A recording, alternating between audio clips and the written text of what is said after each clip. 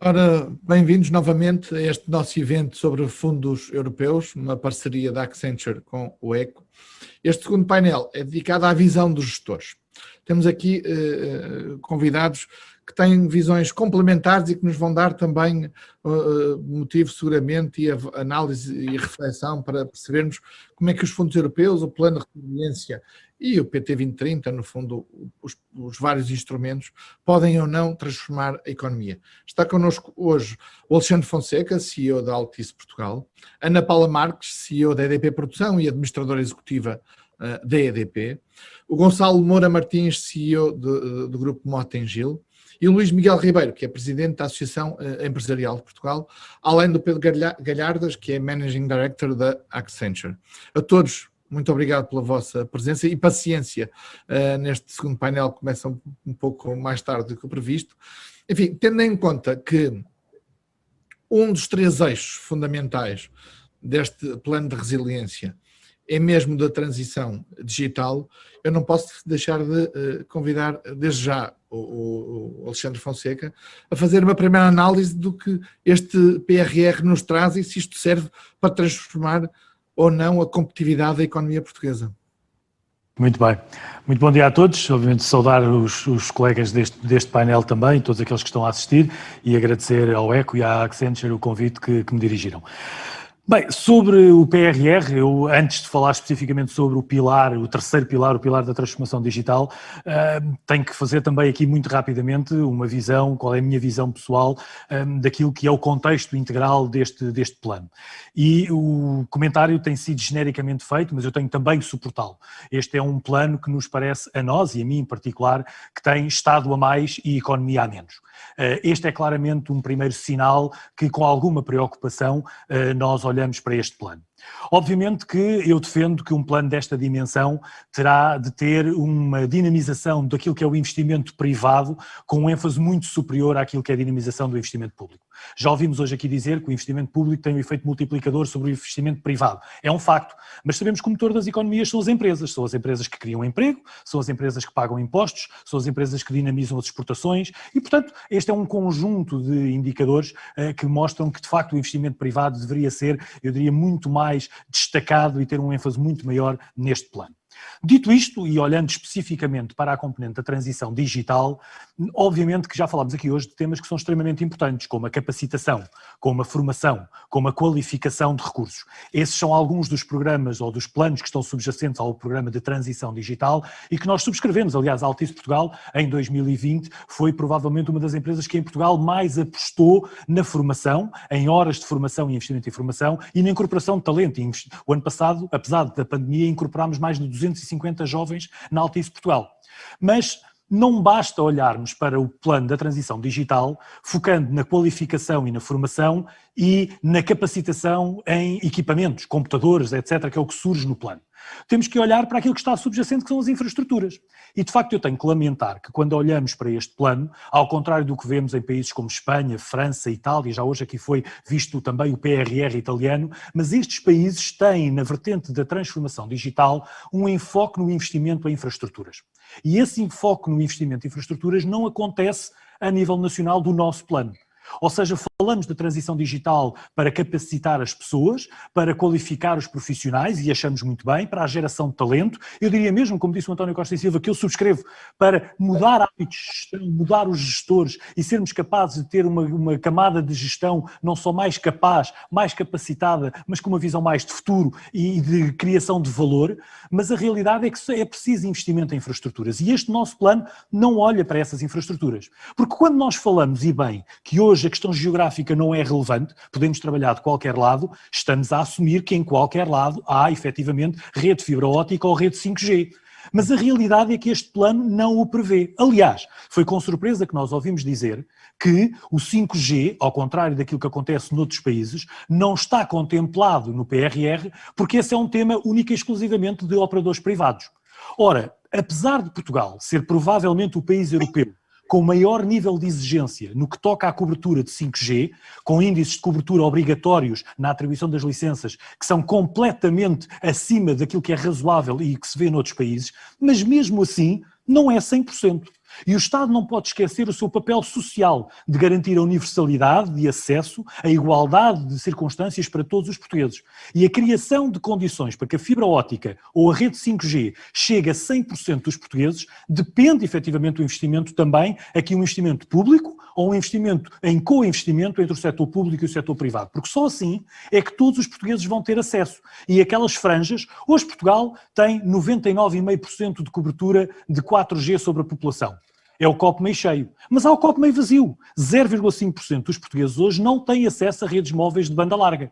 E, portanto, é garantir que estes portugueses também estão incluídos e que não voltamos a cometer os erros do passado que nos levam a que em pleno século XXI nós tínhamos 500 mil analfabetos no país. E, portanto, a visão que eu tenho da transformação digital no âmbito do PRR é que ele se esqueceu claramente da componente infraestrutural. É verdade.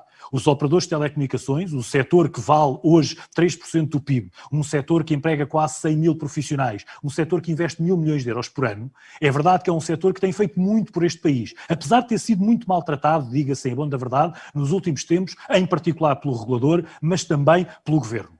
Mas, na realidade, este trabalho que este setor fez levou a que Portugal hoje tenha dos mais altos índices de cobertura de banda larga. Aliás, os nossos níveis de conectividade estão acima da média europeia. E, portanto, nós fizemos um bom trabalho.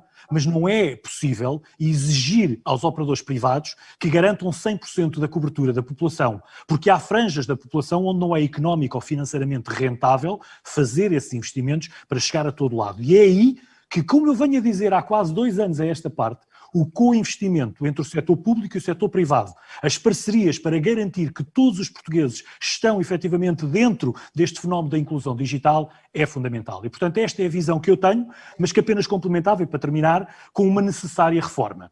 Porque quando falamos de transição digital e quando falamos de infraestruturas, temos que olhar para 2 reformas.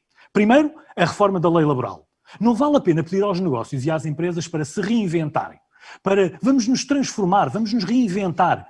Nós fazemos isso, nós mudamos os nossos processos e os nossos negócios, mas depois deparamos-nos com empresas que se querem transformar e reinventar com uma lei laboral que tem décadas e que não muda. E, portanto, a lei laboral é hoje claramente uma barreira a essa transformação. A segunda reforma que é necessária é a reforma da regulação. A regulação, e que fique bem claro, porque é conhecida a minha posição crítica sobre a ANACOM, mas também quero que fique bem claro que eu não sou contra a regulação. Eu sou a favor da regulação. Eu sou contra a regulação que temos hoje, em particular no setor das telecomunicações.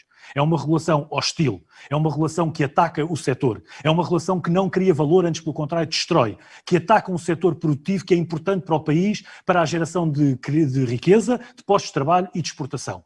E é fundamental que os reguladores sejam reguladores que tenham conhecimento do setor que regulam, tenham capacidade para regular, tenham capacidade de diálogo e contribuam para o crescimento dos setores que regulam. E não aquilo que temos hoje, que são reguladores que têm única e exclusivamente uma procura de protagonismo mediático e que, para tal, destroem valor e atacam o setor que regulam. E, portanto, a reforma da lei laboral e a reforma da regulação e daquilo que é hoje uma regulação toda poderosa, que chega mesmo a colidir de frente com o governo e com os planos do governo, estas são 2 reformas que têm que ser feitas em paralelo com aquilo que é o eixo da transição digital, que está, volto a dizer, em algumas vertentes, bem contemplada no PRR, mas que faltam outras vertentes, claramente, que estejam também vertidas no PRR. Bem, o Alexandre trouxe para aqui, para a nossa discussão, 2 ou 3 temas que vão para além do PRR, como ficou claro. Enfim, temos, aliás, discutido os 2 noutros eventos e noutras iniciativas esses temas, nomeadamente a lei laboral e a regulação, obviamente, que são instrumentos fundamentais para as empresas, mas deixou aqui também pontos importantes para o que é a nossa discussão, em concreto hoje do PRR, nomeadamente das infraestruturas. Ana Paula Marques, a transição ambiental, climática, quero dizer, é outro dos eixos, e, portanto, em PRR, eu gostava de ouvir sobre as prioridades que são dadas digamos, à transição climática e se estão adequadas ao que deve ser o que todos queremos, não é? A descarbonização da economia, por um lado, e uma economia portuguesa mais competitiva. Muito bem. Bom dia a todos. Obrigada à Accenture e ao ECO pelo convite por estar aqui hoje, aos colegas de painel pela excelente companhia e a todos os que estão connosco, seja em casa ou no escritório. Eu começaria só por um breve enquadramento, que é, de facto, nós estamos perante uma oportunidade única a nível de Portugal, porque este é o maior pacote de medidas de estímulo alguma vez financiado pelo orçamento da União Europeia. Portanto, temos aqui um valor que é uma oportunidade tremenda e que não pode ser perdida de participarmos aqui na liderança da construção de uma nova economia para a Europa e uma oportunidade que temos que atuar todos em conjunto com o ecossistema, porque é uma oportunidade que não podemos efetivamente perder. E neste ponto é imprescindível nós conseguirmos eleger as áreas e projetos que sejam verdadeiramente transformadores e estruturais da nossa economia e que consigam ter aqui um efeito multiplicador muito significativo. Portanto, há vários eixos em que temos que trabalhar. A questão é sobre o da transição climática. Eu diria que no da transição climática há 3 dimensões que vão ser muito importantes nós conseguimos trabalhar. A mobilidade sustentável, a eficiência energética e a descarbonização da economia. Nós hoje temos desafios gigantes ao nível da descarbonização, ao nível também da descarbonização do país, e aqui o contributo do setor é fundamental. Eu diria que algumas das áreas cobertas do ponto de vista do PRR que vão ser muito críticas para o tema da transição climática serão, em primeiro lugar, como é que nós podemos promover este consumo eficiente do ponto de vista de energia, com particular atenção às famílias em situação de pobreza energética. Como é que poderemos acelerar a eletrificação de outros usos energéticos? Como é que conseguimos também descarbonizar usos de energia, com foco nas renováveis e no hidrogênio verde? Falou-se também muito aqui da importância da colaboração entre os vários setores e, de facto, nós temos que ter aqui também a capacidade na transição climática de apoiar o desenvolvimento de clusters industriais sustentáveis e há aqui um ciclo virtuoso de colaboração entre vários setores. Apostarmos também na promoção do autoconsumo e nas comunidades de energia renovável e, por último, salientaria também fomentarmos, falou-se muito da transição digital e é também importante como é que nós vamos garantir a aceleração da transição digital como um facilitador da transição energética. Mas eu diria que, acima de tudo, mais do que quais é que são os clusters em que vamos investir, termos aqui a garantia que inclusivamente a recolha de contributos que foi feito para o PRR, que nesta análise que tivemos de consulta pública, que de facto são analisados, de forma a conseguirmos garantir este crescimento necessário para o país como foi referido anteriormente, com muita agilização e com muita transparência, que me parecem as palavras agilidade e transparência imperativos daquilo que deveríamos ter no âmbito do PRR. São 2 bons pontos também para a nossa discussão. Gonçalo Moura Martins, este PRR é transformador do país ou recupera o que já devia ter feito há alguns anos? Bom dia a todos e bom dia, muito obrigado pelo convite. Eu acho que ambos. É uma oportunidade para o país, é uma oportunidade que nos convoca a todos e que nos responsabiliza a todos, empresas, cidadãos e principalmente o Estado como coordenador, para que possa ser de facto um momento de mudar não só o paradigma, mas claro, um momento de ser um contributo fundamental para a transformação económica do país. Eu acho que o documento, enfim, tem boas bases para o ser, mas muitas vezes os portugueses são conhecidos por, muitas vezes, falharem mais na execução do que no planeamento. O planeamento está a ser feito, está a ser preparado. Será que vamos ser capazes de o implementar em condições de transformar esta oportunidade numa realidade? É fundamental que isso aconteça. Mas há sinais do passado, enfim, há histórias e há percurso que todos conhecemos, que nem sempre assim foi. Esperemos que desta seja claramente. Gonçalo, mas isto, quando se olha para este documento, e nesta manhã já foram sendo abordados, aliás o Ministro começou por fazer uma intervenção, o Ministro Nelson de Sousa, no fundo quase respondendo antecipadamente ao que tem sido a avaliação pública do que é o PRR, eu diria sintetizando no fundo também o que dizia um pouco o Alexandre Fonseca, Estado a mais, empresas a menos. Este PRR, na sua avaliação, traz uma capacidade das empresas, eu diria só de apoio, transformação de competitividade do país. Sabemos que é uma oportunidade, ter muito dinheiro à disposição é uma oportunidade. A forma como ele está desenhado, nomeadamente para o setor empresarial privado, é mesmo uma oportunidade, está desenhado dessa forma, ou deve ser visto, como diz o Ministro, com os outros instrumentos que estão à disposição, ou que vão estar à disposição? Eu estou de acordo que a crítica, que é relativamente comum e consensual, que o programa está muito focado no Estado e menos nos privados, é uma realidade. Esperemos que esses complementos e esses programas que são paralelos a este programa possam complementar e dar um protagonismo muito maior à iniciativa privada. Agora, há uma coisa também que é muito importante: não há iniciativa privada que não viva sem um Estado moderno e dinamizador, e, portanto, é importante que o Estado se modernize e ele seja propriamente não o dínamo da economia, que isso é mau. A economia tem que ser autoimpulsionadora, mas que crie condições para o dinamismo do mercado e o dinamismo das empresas privadas. Isso está relacionado com um Estado desburocratizado, digitalizado, aberto, participativo, inclusivo, claramente. E, por outro lado, que tenha uma capacidade de proteção e inclusão social, que este programa também prevê e estimula, muito importante, porque também não há empresas que possam sobreviver sem que os principais problemas sociais estejam resolvidos no país e que haja formação, que haja saúde e que haja habitação. Isso é fundamental, porque isso gera uma capacidade das pessoas, que são os trabalhadores das empresas, terem as suas necessidades básicas resolvidas e, portanto, obviamente, isso é fundamental para que nós possamos transformar todas as empresas num espaço de desenvolvimento pleno, profissional e pessoal das pessoas. Portanto, eu acredito que, obviamente, que haja um pendor demasiado, eu não diria estatizante, mas público do programa, ele possa ser complementado, mas que esse pendor maior público seja feito em proveito do mercado, em proveito da iniciativa privada e na capacitação dessa mesma iniciativa. Muito bem. Luís Miguel Ribeiro é presidente da Associação Empresarial de Portugal e foi uma das entidades que deu os seus contributos para esta consulta pública, deu obviamente oficialmente e também fez-la depois publicamente em nota à comunicação social, que de resto aqui também no ECO também acompanhamos. Reconhecemos as suas críticas e as críticas da associação, no fundo, desta ausência de alguns instrumentos e de alguma canalização de mais fundos para as empresas.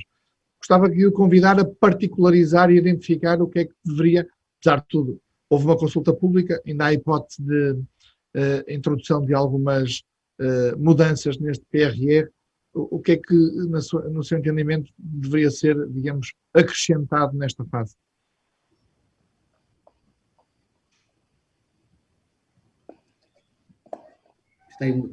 Luís Miguel, não estamos a ouvir, creio. Agora estão a ouvir, então. Muito bom dia a todos. Cumprimentá-los e agradecer o convite. É um gosto estar aqui a partilhar convosco aquilo que é o pensamento, são as opiniões que a EEP tem transmitido, tem partilhado e tem feito chegar ao Governo neste debate sobre estas prioridades. Dizer de facto que nós pretendemos dar voz àquilo que os nossos empresários nos fazem chegar com as principais preocupações, mas também da leitura que fazemos daquilo que são as prioridades que este volume enorme de fundos comunitários devia apoiar. E, de facto, nós temos, como já foi dito, e isto agora, desta fase, já não é difícil não repetir coisas que já foram ditas, porque, de facto, já vamos dizendo quase todos o mesmo de forma diferente, é que temos um valor, em termos de apoios comunitários, histórico, de uma dimensão como nunca tivemos. Temos um momento difícil em que as empresas precisam, claramente, de serem apoiadas para ultrapassarem esta fase que estamos todos a viver, e as empresas em particular muito fragilizadas.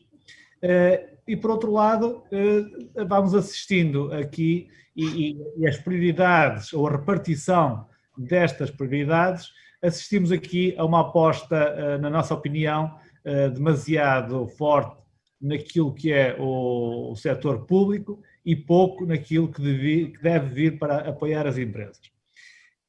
A questão não se coloca aqui em um setor público que não deve ter apoios e os apoios devem ter para o setor privado. A questão coloca-se nas prioridades e na necessidade do país. É claro que o setor público precisa de investimento. É claro que um bom investimento do setor público pode permitir um melhor ambiente e diminuição daquilo que nós chamamos de custos de contexto para as empresas, nomeadamente aquilo que falámos nas questões da desburocratização dos serviços públicos, na eficiência dos serviços públicos, em algumas infraestruturas que são fundamentais, como aquelas que nós temos vindo a identificar, nomeadamente ao nível da logística e da mobilidade, mas também ao nível daquilo que deve ser uma diminuição do esforço fiscal das empresas portuguesas, que temos a quarto maior esforço fiscal ao nível dos países da OCDE. Dito isto, eu gostaria de relembrar aquilo que são as 7 prioridades ou as 7 recomendações, digamos assim, que nós fizemos na análise PRR. E a primeira é, desde logo, a questão da capitalização. O país continua a não ter e a não dispor de um conjunto de instrumentos de apoio ao financiamento e à capitalização das empresas. Nós estamos numa fase, mais que nunca, que é importantíssimo existirem instrumentos de apoio à capitalização das empresas. A banca, neste momento, não tem esses instrumentos para apoiar as empresas. O Banco de Fomento, a expectativa continua a ser elevada, que venha a dar esse contributo, mas está a demorar demasiado tempo, na nossa opinião, é que de facto que os instrumentos estejam disponíveis para poderem chegar às empresas, e por isso esta é uma primeira questão, que é a questão da capitalização, porque investiu-se e o Governo apoiou e bem o capital produtivo, ou seja, através do layoff, as empresas, a manutenção do emprego, mas é preciso agora a questão da liquidez, da tesouraria, que é uma dificuldade que as empresas estão a ter, porque as encomendas e o volume de negócios continua a estar e continua a ser muito preocupante. Aliás, há setores que não estão a ter encomendas, e não havendo encomendas, como sabemos, não há negócio, não havendo negócio, não gera liquidez e não gera receita. A outra questão fundamental, eu não estou a ouvi-lo. Peço desculpa. Luís, peço desculpa, mas pedi-lhe para lá de sintetizar, para identificar as das setas mais importantes. Okay. Então, não temos aqui depois a oportunidade de falar. Então, a segunda e de facto muito, muito importante, e que aliás a EEP nasce há 170 anos com este desafio e a lógica mantém-se atual, que é o desafio das qualificações. Nós precisamos de qualificar e requalificar os nossos recursos humanos. De facto, os portugueses, eu diria que são o principal capital que as nossas empresas têm ao dispor, mas precisamos de melhorar as competências dos nossos recursos humanos. Temos gente ainda com muito baixas qualificações, e o desafio da transição digital, o desafio tecnológico, o desafio que as empresas vão ter nos próximos tempos, já o têm e vão ter nos próximos tempos, exigem que se melhore as competências e as qualificações daqueles que estão, sobretudo os que estão na área da indústria, em que são, de facto, qualificações ainda muito baixas. A questão da desburocratização já tinha referido, e há aqui uma questão que é importante. Tendo sido feita esta repartição das verbas, 2/3 para o setor público e 1/3 para o privado, nós já o dissemos, porque eu já ouvi um argumento contrário dizendo que porque o Estado não vai ser ele a executar, vai contratar as empresas para executar. E eu aqui gostaria de deixar ficar aqui uma nota sobre isto. Nós sabemos que temos que cumprir os princípios da concorrência, nós sabemos que temos que ter aqui uma possibilidade de todos concorrerem em igualdade. Agora, há uma questão que nós não podemos fazer de conta que ela não existe e não olhar para os países à nossa volta, sobretudo os países da Europa, e não sermos capazes de priorizar as empresas nacionais naquilo que são quer a execução de obras públicas, quer o fornecimento de serviços e produtos ao setor público. E eu acho que aí, se houvesse aqui condições para, se criássemos condições, cumprindo os critérios e as regras da concorrência, de priorizar as empresas nacionais, podíamos amenizar um bocadinho aquilo que é este desfazamento e esta distribuição muito desequilibrada destes fundos. E por último, para terminar, muito rapidamente, como alguém dizia, isto é uma grande oportunidade, mas se não formos capazes de executar, não passará a ser uma realidade. Ou seja, temos muito dinheiro disponível, mas temos de ser capazes de o colocar ao serviço das empresas. E os programas têm que estar abertos em contínuo para as empresas, para que elas possam aceder a estes apoios e, de facto, possamos utilizar este recurso que está à disposição. porque o histórico que nós temos é de uma baixa capacidade de execução e por isso todo este dinheiro pode vir a não chegar ao país, pode vir a não ser utilizado se não houver de facto esta capacidade de executar, ou seja, transformarmos a oportunidade numa realidade. Pedro Guilhardas, queria precisamente aproveitar esta observação de Luís Miguel Ribeiro para lhe perguntar, enfim, do conhecimento que tem, até no papel que tem na Accenture, da relação entre Estado e empresas, que há a capacidade do lado das empresas de executarem os fundos que estão à sua disposição, ou que vão estar, e por outro lado, desta dimensão que falamos no primeiro painel, de capacidade de coordenação do próprio Estado para que a implementação destes programas seja efetiva, não é? Bom dia, António. Obrigado pela pergunta, que é uma excelente pergunta. Gostaria por saudar também os outros membros do painel e saudar todos os que nos estão a ouvir. Vou tentar ser breve, que já vamos aqui com um horário bastante alongado e também já muito foi dito e eu vou procurar, acima de tudo, reforçar algumas ideias. E voltando um bocadinho atrás, e vou responder à sua pergunta, mas voltando aqui um bocadinho atrás, eu acho que, acima de tudo, o país neste momento precisa de uma vez por todas e decisivamente acelerar as reformas estruturais, que o país tem vindo muitas vezes a adiar e que tem vindo sucessivamente a debater, a refletir em muitos estudos e planos, e o que efetivamente o país precisa agora para ser firme na retoma económica é acelerar tudo o que tem a ver com a execução de projetos estratégicos. Eu chamo de projetos e não planos por uma razão. Um projeto tem um princípio, um meio e um fim, tem uma orientação para a execução, tem uma responsabilidade, uma accountability de quem tem a obrigação de o concretizar, de concretizar esse investimento, de ir à procura do retorno e de apresentar resultados.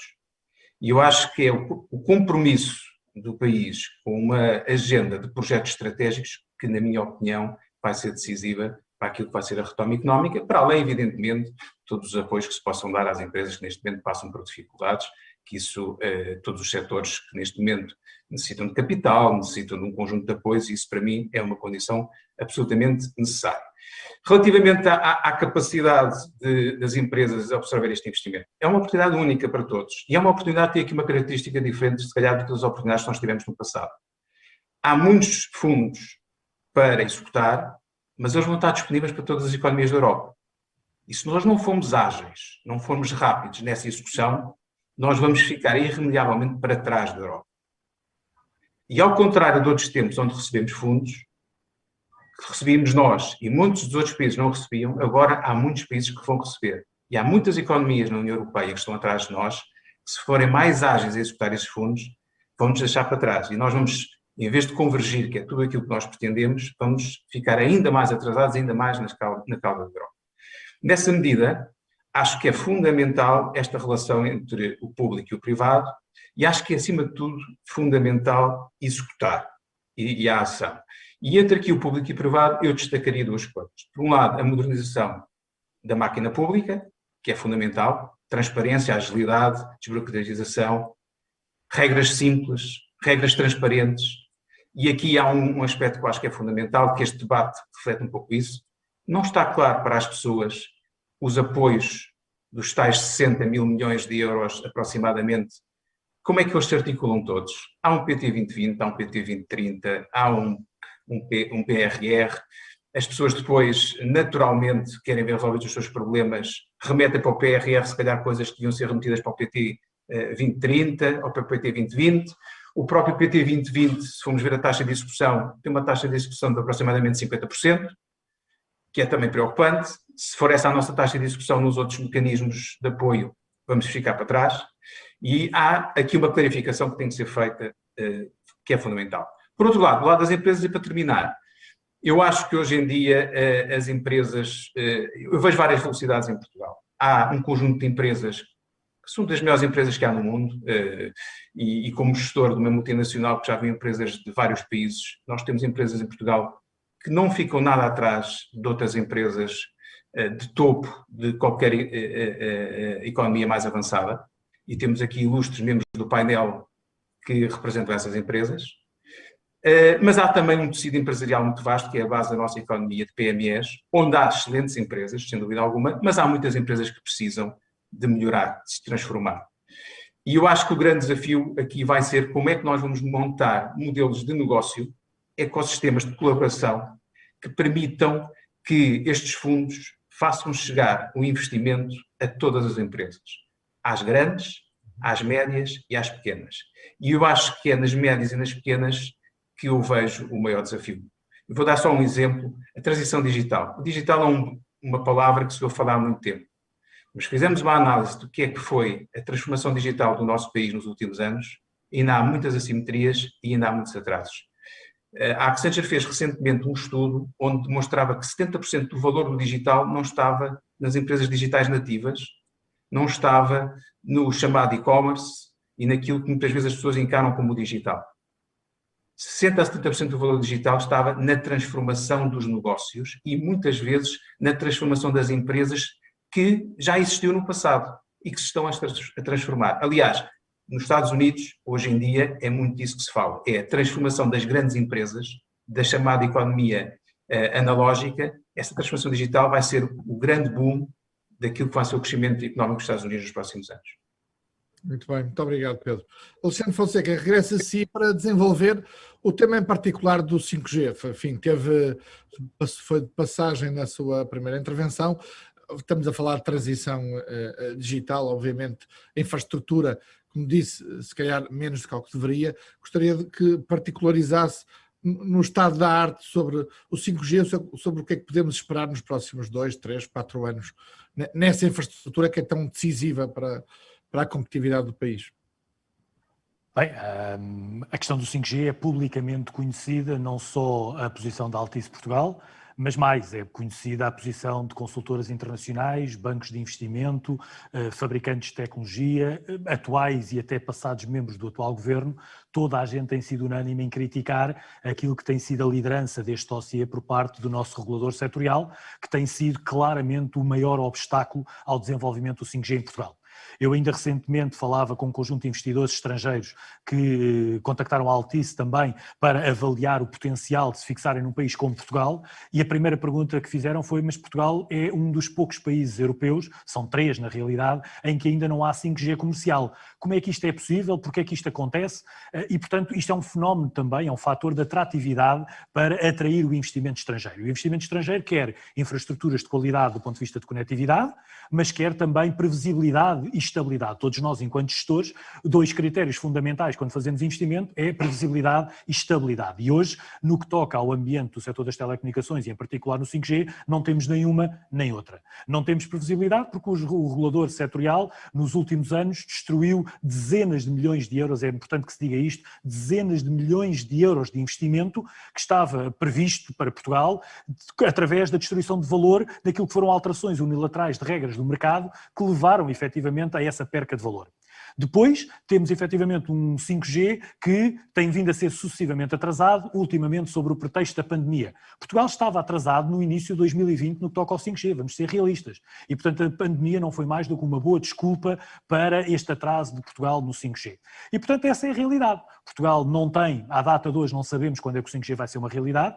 O 5G é um investimento que vai ser um investimento totalmente privado, aparentemente por aquilo que foi dito, porque não cabe no PRR, como foi dito. Portanto, o 5G está às custas daquilo que são os operadores privados e, portanto, o 5G não vai fazer parte do PRR de forma nenhuma, como outras infraestruturas, como a fibra óptica, aliás, pelo menos aparentemente. Ao contrário, por exemplo, de Espanha. Espanha consta no seu PRR, vamos colocar assim, que Espanha tem uma quantidade de dinheiro que é interessada especificamente para as infraestruturas, para a fibra óptica, para a conectividade das populações em zonas remotas e mais carenciadas. Em Portugal isto não acontece. Quando o 5G for uma realidade, e eu acredito que apesar de tudo, apesar destas demoras, vai ser tarde, vai ser provavelmente já próximo da segunda metade deste ano que vamos ter o 5G comercial a funcionar em Portugal, vai começar tarde e vai começar mal. Vai começar mal porque obviamente toda a forma como o regulador definiu o leilão do 5G, diga-se em a bom da verdade, usando a tal questão que eu referi atrás da necessidade das reformas da regulação, o regulador decidiu um 5G que não é o 5G do governo. Já ouvimos ministros, já ouvimos secretários de Estado a criticarem a postura do regulador, mas a realidade é que aparentemente quem manda no 5G em Portugal não é o governo. Quem manda no 5G em Portugal chama-se Cadete Matos, é o presidente da Anacom, e é ele que, por cima das regras do governo, recordo uma resolução do Conselho de Ministros de fevereiro de 2020, em que o governo definiu o caminho estratégico do país para o 5G, e 48 horas depois o regulamento do 5G foi publicado pela Anacom e fazia, eu diria, cortava à direito nos grandes planos estratégicos do governo para o 5G. E, portanto, é esta a situação que temos hoje. O 5G não consta do PRR e o 5G está atrasado e é um fator de perca de competitividade e que vai ter impactos. É importante que percebamos isto. O 5G e este ambiente regulatório vai ter impacto na economia e nas empresas. E no caso da Altice Portugal, nós estamos a contabilizar estes impactos que temos tido com o 5G, com a regulação da própria autoridade da concorrência, com a situação que tivemos da maior multa aplicada em Portugal a uma empresa privada, tendo que, na nota de culpa, é dito claramente que não há provas nem indícios, mas que tudo indica que, e é com base nisto que se aplicou esta multa. Todo este ambiente é um ambiente hostil à atração do investimento, é hostil à criação de valor e à criação de emprego, o que leva a que as organizações tenham que se reinventar, que se transformar e até mesmo que se reestruturar. Como, aliás, a Altice Portugal irá fazer ao longo deste ano, vamos ter que nos reestruturar, estamos neste momento a encetar esse processo, já começámos pela nossa camada diretiva, reduzimos o número de diretores recentemente em cerca de 15% e vamos, ao longo de 2021, ter que nos reestruturar e redimensionar para sermos capazes de continuar a ser sustentáveis dentro deste ambiente, que é de facto um ambiente muito complicado para o setor das telecomunicações.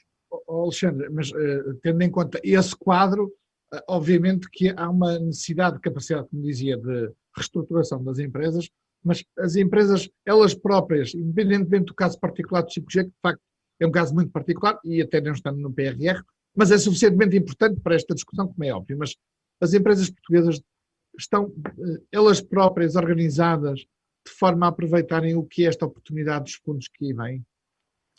Vamos ver, eu acho que aí entra aquela parte que eu acho que está bem refletida no PRR e que hoje já foi aqui amplamente discutida, que é o fator da qualificação dos recursos humanos. Desde logo começando, eu tenho dito isto, tem que começar mais cedo.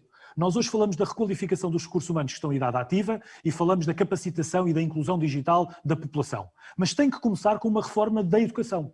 Nós hoje ainda temos escolas secundárias no nosso país em que é proibido um aluno levar um computador ou um tablet ou sequer um smartphone para dentro do espaço das aulas. Isto de facto deve-nos merecer uma reflexão profunda. O trabalho que as universidades portuguesas fizeram nos últimos anos foi brilhante. Criámos talento, através desse talento capacitámos grandes empresas portuguesas, somos hoje exportadores de talento tecnológico para todo o mundo, temos alguns unicórnios, algumas startups que saíram de Portugal e que se internacionalizaram, fruto do trabalho das universidades portuguesas. Mas a realidade é que o ensino básico e o ensino secundário hoje estão completamente em caminho oposto àquilo que é esta transformação digital. Veja-se a própria escola digital como ela foi criada. Estamos a utilizar como veículo número 1 para a escola digital o TDT, que é uma tecnologia morta, é uma tecnologia que não faz sentido, que não é interativa, que não tem bidirecionalidade. E, portanto, nós estamos a preparar uma geração que serão os nossos futuros gestores, serão eles que estarão neste painel daqui a 20 anos, mas a realidade é que esses jovens estão a ser ensinados na televisão, como quando eu era jovem via a telescola no segundo canal da RTP, é assim que nós estamos a ensinar esta geração de futuros gestores. E, portanto, isto carece de uma reforma também da educação para que o digital passe a fazer parte integrante dos currículos, das metodologias de ensino e da forma de encararmos a transformação também da população e capacitação digital da população. Com esta componente toda, desde a vertente do ensino até à capacitação da população ativa, então sim, teremos a capacidade para, em conjunto com novas metodologias e práticas de gestão, trazer também essas novas práticas de gestão para as PMEs é fundamental, sermos capazes também de capacitar, porque quando falamos em capacitação do digital, às vezes pensamos saber usar a internet, saber usar um computador, e é verdade, 23% dos portugueses nunca usaram a internet nem um computador na vida, mas temos que também ir um bocadinho mais além. Capacitar hoje o tecido empresarial português é também dar-lhes ferramentas de gestão no mundo digital. Como foi dito há pouco e bem, a transformação digital não é só ter um site na internet. A transformação digital é saber como é que eu posso tirar partido das tecnologias para ser mais eficaz e mais eficiente, para reinventar os meus processos de negócio. Mas para isso é preciso também capacitar os nossos gestores, em particular os das PMEs, de perceberem estes novos paradigmas de gestão. Aquelas empresas familiares que há gerações estão na mesma família, em que os gestores hoje têm que ser também capazes de perceber as entranhas desta transformação digital. E, portanto, eu acho que aí as empresas portuguesas estarão capacitadas, tanto mais capacitadas quanto essa capacitação dos recursos humanos seja também uma prática. E depois, algo que temos falado aqui, que é a execução. E eu terminaria só com isto, que é as empresas portuguesas estão capacitadas? Vão estando e vão estar mais capacitadas através destes skills de gestão. Mas em Portugal, muitas vezes falta-nos uma vertente fundamental, o controle rigoroso da execução. As métricas. Como é que eu meço o sucesso? Nós hoje falamos aqui de Portugal 2020, falamos de um plano 2030, falamos de PRR. Nós não temos no próprio país um plano integrado, porque esta é uma bazuca. Mas há outras armas que têm sido disponibilizadas ao longo dos anos em Portugal e que na realidade hoje estão completamente desgarradas. Têm que ser integradas num grande master plan. Um grande master plan que não seja para suprir problemas da despesa pública do passado, mas sim para fazer investimento para o futuro. E depois, controlar esse investimento, como dizia o Nuno Santos há pouco no outro painel, é preciso executar. Mas executar carece, como é que nós sabemos que se é executado? Temos que medir. E hoje falta-nos muitas vezes nas práticas de gestão, em particular no tecido empresarial médio e pequeno, práticas de ter KPIs, indicadores de gestão, indicadores de sucesso. Como é que eu meço que fiz e como é que eu meço que fiz bem? Como é que eu atinjo o sucesso destes programas? E, portanto, capacitação, sermos capazes de executar através dessa capacitação e desse know-how, mas depois medirmos e termos métricas e que já agora sejam transparentes e objetivas para que não caiamos naquela situação de depois estarmos a dizer que gastámos imenso dinheiro, olhamos à nossa volta e não percebemos muito bem para onde é que ele foi, porque na realidade isto depois é um passadouro e há muito dinheiro que passa ao nosso redor e que não é canalizado para a economia real e isto é algo que não pode continuar a acontecer no nosso país. Obrigado. Ana Paula Marques, falamos de empresas, falamos de modelos de negócio. Obviamente que a EDP é um dos casos, além dos que estão aqui presentes neste painel, de uma empresa sofisticada, global, com um modelo de negócio, um modelo de gestão muito sofisticado, mas eu gostava que refletisse comigo, até pela sua experiência empresarial, para percebermos que modelos de negócio é que as empresas precisam de fazer, precisam de evoluir, para que faça sentido este match com uma bazuca, como se designa o volume de fundos que aí vem. Bem, eu começaria por uma ideia central que hoje, quando falamos muito dos fundos, sejam eles o PRR 2030 e os restantes fundos, muitas vezes fala-se da importância de Portugal gastar. E eu diria que uma ideia central e muito importante não é preciso gastar, é preciso investir, e é preciso investir em projetos que sejam estruturantes e que nos façam, de facto, reinventar aquilo que é a nossa economia.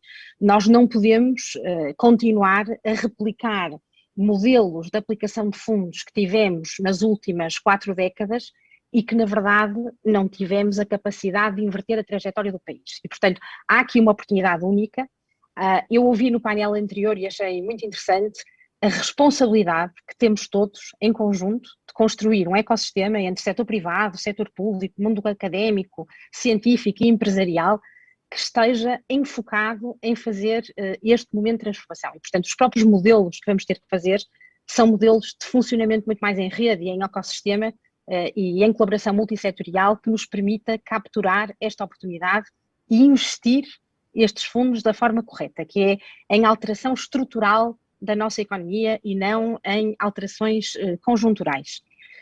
Eu daria aqui só 2 ou 3 notas, porque falou-se já muito hoje sobre esta questão do balanceamento entre investimento no setor privado e no setor público.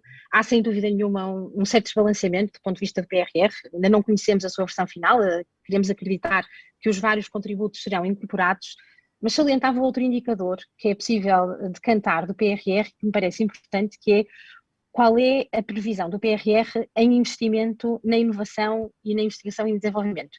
E, de facto, dos números que nós vemos no PRR, em cada 10 euros está previsto que cerca de 80 cêntimos sejam investidos em inovação e em investigação e desenvolvimento.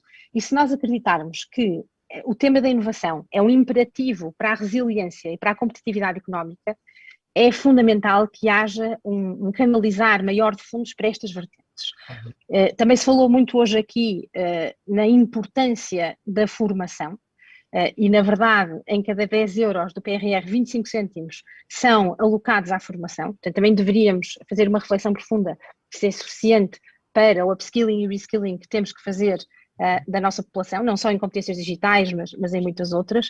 E, portanto, há aqui modelos de trabalho que vão ter que ser diferentes, muito mais colaborativos, muito mais intersetoriais, sem fronteiras tão claras entre os agentes do ecossistema, e vamos ter que ter aqui uma perspectiva muito construtiva de conseguirmos efetivamente fazer isto e conseguirmos garantir que investimos em modelos económicos de longo prazo, que sejam capazes de verdadeiramente transformar o país. E eu deixava aqui um último ponto, que tem a ver com a tipologia de empresas que nós temos abrangidas pelo PRR. Falamos muito hoje das PMEs. Eu acho que é importante também falar de 3 clusters que nós temos aí, das grandes empresas, que muitas vezes têm também uma capacidade de terem um efeito multiplicador sobre todos os agentes indiretos que gravitam à sua volta, muitas outras empresas, muitas startups, muitas médias empresas, portanto há aqui um efeito de estimular, e temos que ver também que hoje as empresas que nós temos em Portugal, com mais de 250 trabalhadores, representam 40% do nosso VAB e, portanto, é fundamental que também tenhamos essa atenção no PRR. Mas eu diria também que o PRR tem que ter um enfoque bastante significativo nas startups, como motor e impulsionadores da economia. E muitas das coisas que estão ainda hoje por detalhar, nós falamos hoje aqui da estrutura do governo, que vamos ter, dos 3 níveis da estrutura do governo, e que muitos processos vão ser agilizados. É importante começarmos a ver, que já falamos também a nível do governo, que no segundo trimestre vamos iniciar este período de candidaturas e, portanto, sobretudo naquele tecido empresarial das médias empresas e das startups, a agilização de todos estes processos, a comunicação, a clareza de como é que podem existir de facto este acesso aos fundos vai ser fundamental para conseguirmos fazer a captura, que no caso do PRR vamos ter 3 anos para fazer e, portanto, é fundamental que haja um enfoque muito grande na agilização destes processos, neste trabalho em rede, em garantirmos que temos em atenção os vários clusters de empresas que existem e que comunicamos de forma a que exista um acesso objetivo, e termino como comecei, que é para conseguirmos garantir que não gastamos, mas que investimos. Muito obrigado. Gonçalo, enfim, a Mota-Engil é uma empresa de infraestruturas, assim pode-se dizer, de construção, mas também de infraestruturas. Há tantos projetos no PRR nessa área, que prioridades deveriam ser dadas? Enfim, como dizia Ana Paula, agora mesmo este PRR tem esta particularidade, não é? É uma execução muito curta, de 3 anos, enfim, há outros instrumentos a seguir, mas do que está elencado já hoje, seja na resiliência, seja na transformação digital, seja na transformação climática, que prioridades é que devem ser dadas dentro desta lista de investimentos que estão anunciados? Não cabe ao setor dizer quais são as prioridades, elas são políticas, cá estamos nós para as executar. Não é? Eu acho que elas são relativamente óbvias e estão lá previstas, nos 3 pilares. Eu diria apenas que o que é importante para o setor, que foi tão fustigado nos últimos anos, pela descida absolutamente disruptiva, diria, do investimento público nos últimos 20 anos em Portugal, é que haja um quadro de previsibilidade. Isso é que o setor pede seguramente. Quer dizer, um exemplo do que aconteceu ontem relativamente, por exemplo, ao aeroporto do Montijo é um mau indício. É um mau indício. Toda a gente sabia que afinal havia um pressuposto básico para a viabilidade do aeroporto, que era a aprovação das câmaras envolvidas, que não existia e, portanto, andamos todos a elaborar um erro que já se conhecia e agora não sei onde é que estamos. Mas, quer dizer, esse fator de previsibilidade é fundamental. Previsibilidade e estabilidade, dizia o Alexandre muito bem, quer dizer, que é o que o setor quer, justamente um setor que tem meios pesados e que tem que se preparar e que tem que estar preparado para os desafios e irá estar, como sempre esteve, mas que tem que haver essa mesma previsibilidade. Agora, relativamente às prioridades, elas estão bem definidas: ferrovia, mobilidade, um problema fundamental que é o armazenamento e a transfuga de água, não só para consumo humano, para regadio. É um tema que eu gosto muito e que acompanho, porque acho que é fundamental que o façamos com tempo, porque os ciclos climáticos estão-se a alterar dramaticamente. Então nós temos que estar preparados como país para ter reservas estratégicas de água, não só para, obviamente, para consumo, já isso nem se põe, mas principalmente para sustentar uma atividade agrícola estável, e o reordenamento e a coesão territorial com a intervenção na floresta, que são os planos que lá estão privilegiados. Depois o Governo retoma uma coisa muito interessante para quem conhece bem o setor e as infraestruturas, é fundamental, com os chamados missing links. Em Portugal sempre se pensou na grande autoestrada, na grande ferrovia, no grande projeto, mas depois ninguém às vezes tem a capacidade de perceber que com 15 milhões de investimento tu alteras completamente a capacidade e a mobilidade e o acesso privilegiado a áreas e impulsionas a mobilidade em determinados sítios de uma forma absolutamente fantástica e altamente multiplicadora, nesse caso, do que era investimentos muito mais massivos. Portanto, essa lista que eu achei muito interessante, de pequenos investimentos, que eu acho que está estruturada, não os conheço, enfim, no detalhe os sítios, etc. Mas, por exemplo, na nossa atividade de transporte ferroviário de mercadorias, eu lembro que as minhas equipas me falavam que estava-se a falar de investimentos brutais, etc. Mas, por exemplo, na linha do Minho, bastava fazer um investimento de 22 milhões e alterava completamente a capacidade de transporte e de aceder à Galiza, nomeadamente para trazer matérias-primas, que é um percurso que se faz muito. Portanto, acho que isso é uma boa recuperação, mas volto a dizer uma coisa que é fundamental. E há duas coisas que eu fiquei sensível do que já foi dito aqui, que está a acontecer muito em Portugal, que é o problema da regulação. E é o problema da falta de previsibilidade e estabilidade.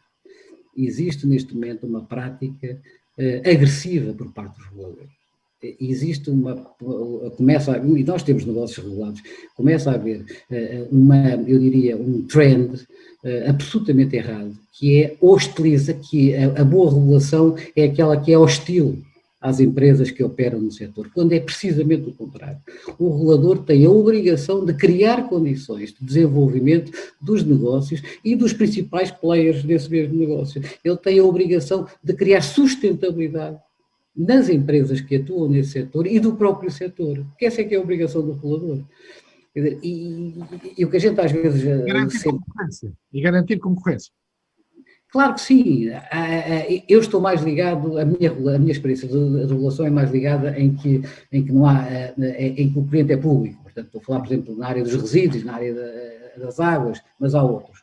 Mas o que é fundamental é que a regulação em Portugal parece que se começou a medir pela capacidade de aplicar multas e pela capacidade de determinar um mando no setor que não só é desproporcionado, indesejado, hostil e acho que é de facto predador da capacidade, às vezes, das empresas. Voltando agora ao meu setor da construção, o que a construção pede é que os projetos sejam absolutamente vitais para o país, que sejam bons projetos, porque a gente tanto faz os bons como os maus. E às vezes somos acusados de querer só fazer os maus, que é um disparate. A gente tanto faz os bons como os maus. Isso é da igual maneira.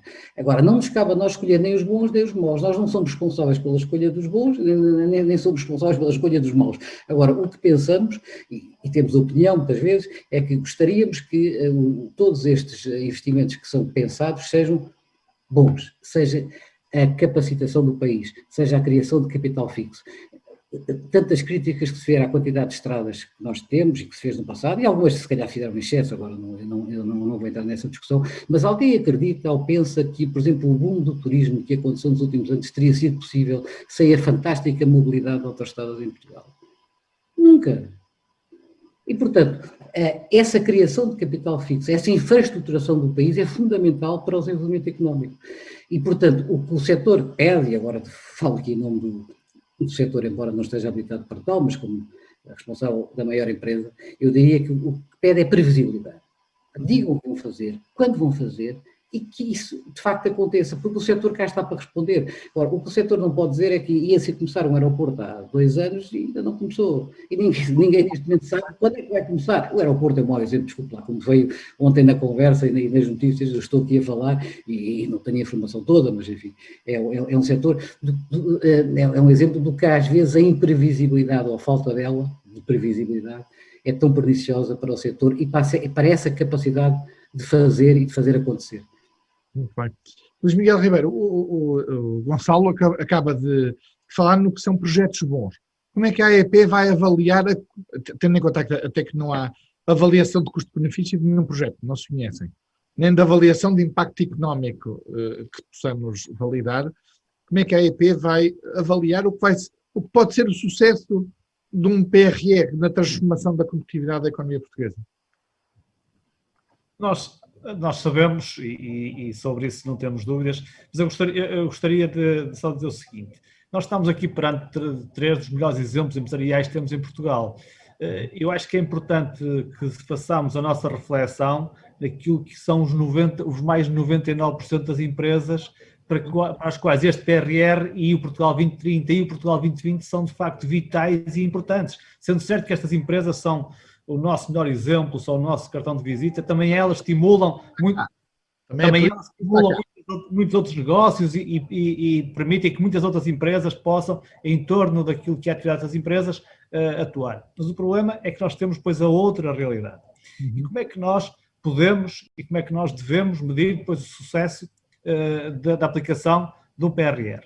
Há coisas que nós temos bem presente, e a AEP apresentou ao Governo já há 7 ou 8 meses esta parte, um programa para a reindustrialização do país. Nós temos, de facto, uma necessidade urgente de reindustrializar. Nós temos um valor acrescentado bruto da indústria que é cerca de 18% do valor acrescentado bruto global, quando países da dimensão do nosso e do centro da Europa têm cerca de 28%. O valor acrescentado bruto da indústria representa cerca de 28%, ou seja, nós apresentamos um plano para um crescimento de 10 pontos percentuais para uma década, com investimentos bem definidos, porque de facto a indústria é aquela que cria valor, que cria riqueza, que cria emprego e que é indutora da criação de outros empregos. E por isso, este programa e os outros programas devem permitir que de facto as nossas empresas possam acrescentar mais valor, possam se tornar mais competitivas e possam, de facto, voltar a trazer Portugal aos números pré-Covid, por exemplo, ao nível de intensidade exportadora que nós perdemos neste período. Nós estamos, neste momento, perdemos cerca de 10 pontos percentuais em termos de intensidade exportadora. Nós estávamos com a volta de 44% e neste momento temos pouco mais de 30% de intensidade exportadora. Isto é absolutamente fundamental e crucial para o país. E por isso, como é que se mede o impacto, como é que se mede o resultado, como é que se mede o sucesso destes projetos?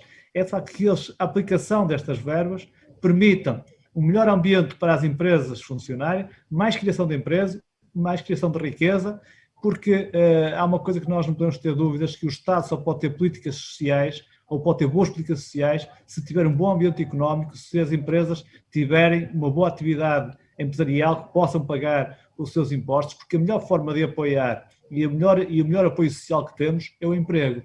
E o emprego tem que ser criado pelas empresas. E se as empresas estiverem ativas, estiverem dinâmicas, estiverem competitivas, elas vão criar esses empregos, elas vão criar valor acrescentado, elas vão...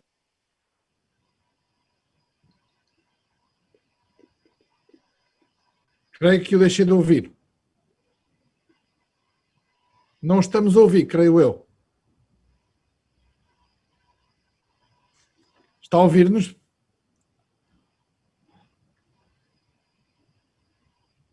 Temos aqui algum problema de ligação. Não sei se é Foi daí que me cortaram o som, já estou na som. Por isso eu gostava de dizer, é que de facto é esta aposta na competitividade das nossas empresas que vai ser o fator crucial para este período de retoma que vamos ter. Agora, não podemos pensar só no que vamos querer para o futuro, temos que nos lembrar do presente. E no presente nós temos que ter condições e temos que ter mecanismos, temos que ter instrumentos para apoiar as empresas, porque de facto nos chegamos a um período pós-Covid, com empresas fragilizadas, com empresas sem capacidade de resposta, sem capacidade de voltarem a ser exportadoras e por isso sem capacidade de cumprir aquilo que é a sua missão, que é criar valor acrescentado. E por isso, isto é que essa aplicação dos programas é de facto aquilo que ele vai permitir melhorar ao nível dos indicadores da economia nacional e de facto as empresas e que deixe de haver preconceitos uma vez por todas em relação a apoiar as empresas, porque as empresas são o motor do crescimento, do desenvolvimento económico e de melhores políticas sociais. Pedro Galhardas, mesmo para terminar, uma última nota, porque já falamos de volumes, de prioridades, de identificação de alguns riscos. Pedro, que prioridade, se puder escolher uma, que atenção é que devemos ter para que a execução deste PRR possa decorrer da melhor forma? Eu acho que a principal prioridade tem de ser focar o esforço coletivo na ação. e tem que ser menos planos, a reflexão deve ser focada, QB, e deve-se, acima de tudo, focar o esforço coletivo na ação, naquilo que é a colaboração, porque já falámos aqui hoje que vai ser necessário pôr em prática novos tipos de ecossistemas e de modelos de negócio que exigem mais colaboração e, acima de tudo, ter uma máquina que faça chegar este incentivo às empresas de uma forma ágil e de forma a ser execuível, cumprimos com aquele desafio que já foi aqui referido hoje. Temos 3 anos para investir, ao abrigo do PRR. Não é muito tempo. Para quem trabalha em grandes empresas, não é muito tempo. E terminava só com uma breve nota.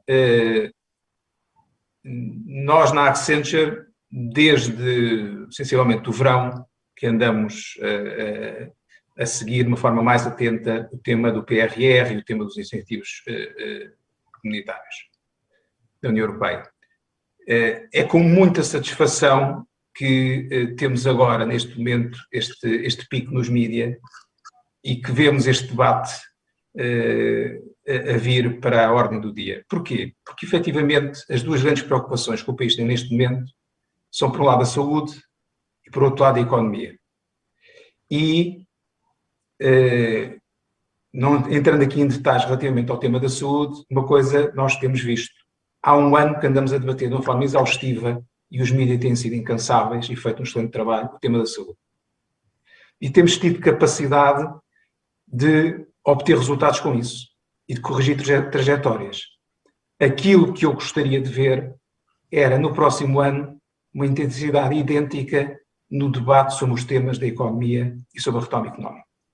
Isto para quê? Para não corrermos o risco de discutirmos muito o PRR em determinados momentos e depois não fazermos aquilo que vamos necessitar de fazer, que isto é um esforço coletivo contínuo nos próximos anos, que vai exigir ação, monitorização, correção de trajetórias e o compromisso de todos os agentes económicos, Estado, grandes empresas, médias empresas e pequenas empresas.